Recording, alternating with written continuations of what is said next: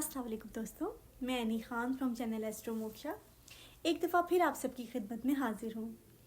दोस्तों, आज हम जिस टॉपिक पे बात करेंगे वो है रिएक्टिव अब्यूज़। तो रिएक्टिव अब्यूज़ क्या है, ये जानने से पहले हमें ये जानना ज़रूरी है कि रिएक्शन क्या है। रिएक्शन होता है कोई भी इंसान जब कोई एक्शन करता है और उस एक्शन की वजह से हमारे अंदर नेगेटिव या पॉजिटिव इमोशंस जागते हैं और उन इमोशंस के जागने की रिएक्शन में हम जो एक्शन करते हैं उसको एक्शन का रिएक्शन कहते हैं। ठीक हो गया। अब रिएक्टिव अब्यूज़ क्या है, इसकी मिसाल ऐसे है। इसकी मिसाल मैं आपको यूं दूंगी कि कोई वर्क प्लेस है या कोई पब्लिक प्लेस है, वहाँ पर एक इंसान बैठा हुआ है और दूसरा जो है वो उसको मुसलसल कोई ना कोई ऐसी बात कर रहा है, उसका मजाक उड़ा रहा है, उसको किसी न किसी बात से पिंच कर रहा है, उसको टॉन्ट कर रहा है, उसको डिसरिस्पेक्ट कर रहा है, बड़े सटल बड़े सॉफ्ट अंदाज में जिसको इर्द गिर्द वाले नहीं सुन सकते। और आखिर को जिस इंसान को डिसरिस्पेक्ट किया जा रहा है, जिस इंसान की इंसल्ट की जा रही है, आखिर में वो सारी चीज़ें जब उसके अंदर जमा होती जाती हैं, एक बहुत ज़्यादा नेगेटिव इमोशन अंदर पैदा हो जाते हैं, तो वो फट पड़ता है, वो ऊंचा बोलता है, वो चीख के बोलता है, रूडली बोलता है, उसके साथ लड़ता है, बदतमीज़ी करता है, फाइट करता है। तो जब वो ज़्यादा ऊंची आवाज़ में बोलता है, फाइट करता है, तो इर्द गिर्द वाले सब लोग उसको देख लेते हैं। ठीक है।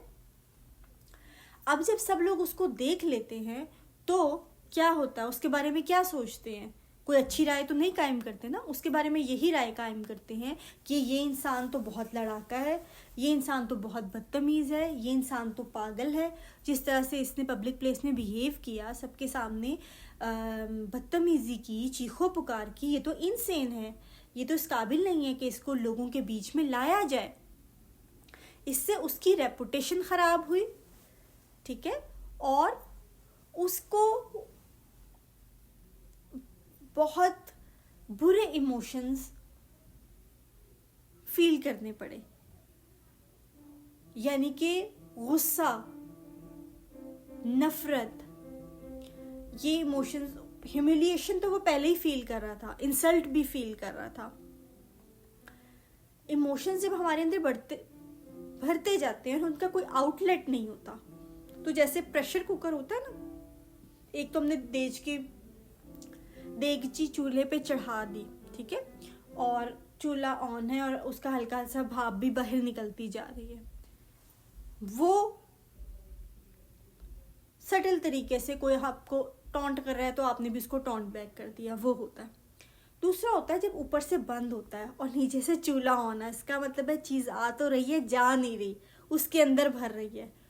तो दूसरे की तरफ से तो टॉन्ट मिल रहा है, दूसरे की तरफ से तो आपको इंसल्ट मिल रही है, ह्यूमिलिएशन मिल रही है, दूसरा तो आपको ताने दे रहा है, आपके अंदर से वो चीज़ बाहर नहीं निकल रही। ऐसे में जो रिएक्शन होता है वो बहुत शदीद होता है और इसमें सब लोग देखते हैं।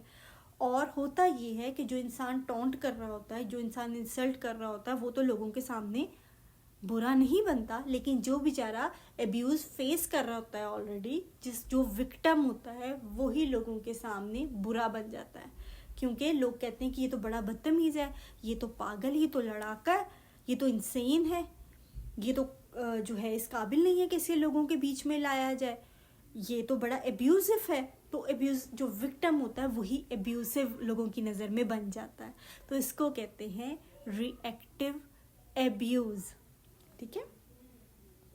एक और चीज़ जो मेरे जहन में एक मिसाल आ रही है, जो आजकल के दौर पे बड़ी परफेक्ट बैठती है, कि कई लोग सोशल मीडिया पे अपने पेज पे कोई ना कोई ऐसी स्टोरी जानबूझकर डाल देते हैं जिससे दूसरे को मिर्चें लग जाए, दूसरे को आग लग जाए, दूसरा तड़प जाए। कोई ऐसी बात कर देंगे, औरत के बारे में कोई बात कर देंगे जिससे औरतें वो कहेंगी कि औरत की बेइज्जती कर दी, या मज़हब की कोई बात कर देंगे, या कोई टची टॉपिक पे।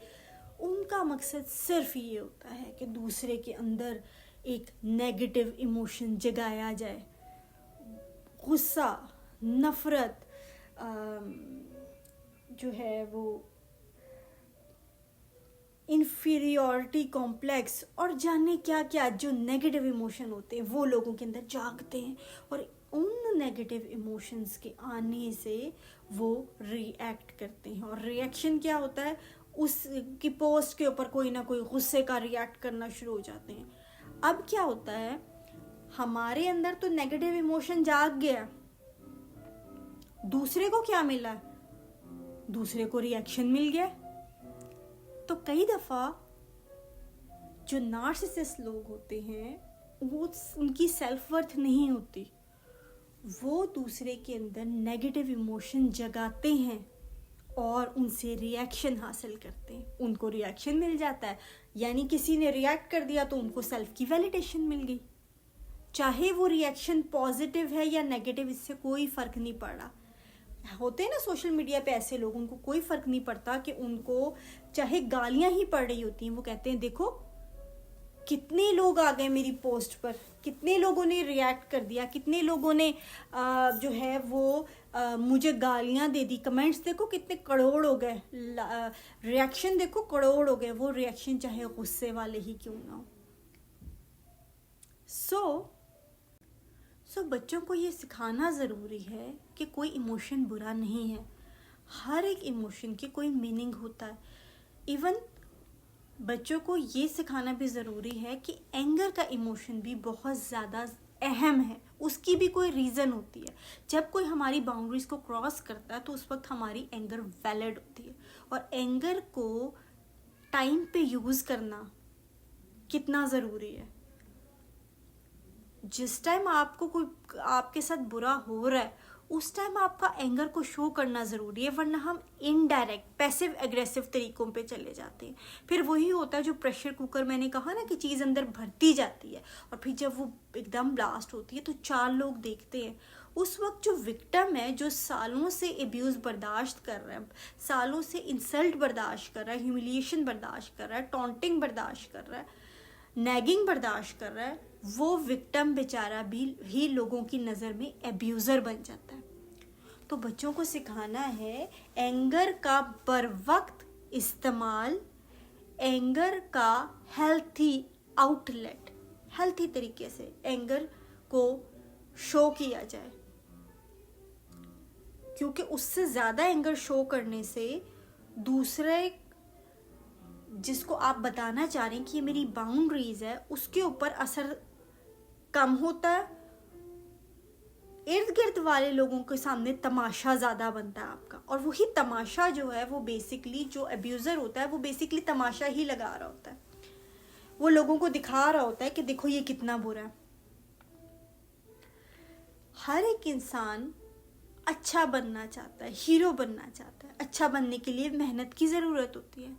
जब आप अपने साथ बैठे हुए बंदे को एब्यूज़र बना दोगे, बुरा बना दोगे, खुद विक्टिम बन जाओगे, तो ये एक इजी वे होता है अच्छे बनने का। लोगों की नज़र में एक पॉजिटिव लाइट आ जाती है, एक कंट्रास्ट आ जाता है कि वो बुरा है मैं अच्छा हूँ, वो विलन है मैं हीरो। तो ये तो एक इजी तरीका हो जाता है।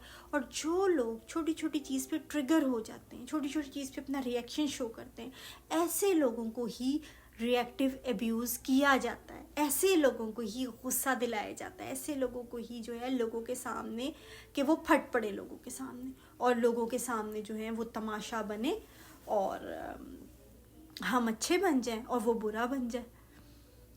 कई लोग इवन अपने दुश्मन को, अपने जिसके साथ राइवलरी होती है उसको नुकसान पहुंचाने के लिए भी दूसरे का इस्तेमाल करते हैं। वो दूसरे को भरते रहेंगे कि जाओ उसको जाके उसको जो है ना जाके पकड़ो, उसकी मेरी हिफाजत करो, तुम सेवियर हो, तुम ये हो, करके भर के उसको भेज देते हैं। और जो इंसान रिएक्ट करता है उसको भेज देते हैं जाओ तुम लड़ो।